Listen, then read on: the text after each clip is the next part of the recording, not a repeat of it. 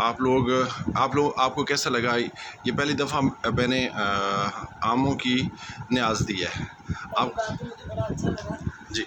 اس کی وجہ یہ ہے کہ میں جگہ تبدیل کر چکی ہوں. میری پلیٹ جو ہے میرے سامنے نہیں پڑی ہوئی. جی. تو چھلکوں سے اندازہ نہیں ہوا کس نے کتنے لپاڑے ہیں. اچھا میں یہاں پہ ایک چھوٹی سی ایک بات کرنا چاہوں گا. جی. کہ نبی اکرم صلی اللہ علیہ وسلم چند صحاب کے ساتھ بیٹھے ہوئے تھے تو کھجوریں کھا رہے تھے. جی. جی. تو حضرت علی بھی ان کے ساتھ بیٹھے تھے. جی. تو حضرت بکر عمر اور جی. حضرت عثمان وغیرہ سارے جی. اور صحابی بھی تھے. جی. تو وہ کھجوریں کھا کے نا تو گٹلیاں جو تھیں وہ حضرت علی کے اس میں رکھتے جا رہے تھے. وہ جو ان کے سامنے گٹلیاں رکھی جاتی تھیں. تو اس کے بعد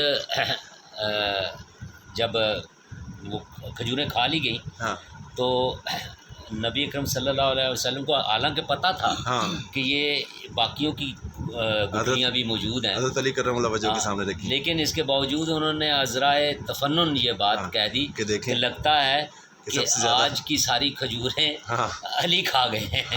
تو انہوں نے بھی بالکل ویسا ہی کیا. پھر انہوں نے جو جواب دیا تھا وہ بھی بتاتا ہوں، وہ میں بتاتا ہوں. ہاں جی. اچھا وہ انہوں نے بھی آج ایسا ہی کیا ہے کہ ایکچوئل پلیٹ ان کی بہت دور پڑی ہے. یہ پڑی ہے یہ ایکچوئل پلیٹ ہے. ہاں جی. اور یہ ہے جو بیچارے صغیر کی پلیٹ، یہ صغیر کی پلیٹ ان کے سامنے اور یہ میری پلیٹ. اور آپ کی کتنے جی؟ یہ پلیٹ ان کی یہ افضل پارا صاحب. ماشاءاللہ جی. اللہ تعالیٰ آپ کو جی ادھر میرا شاپر بھی دکھائیں.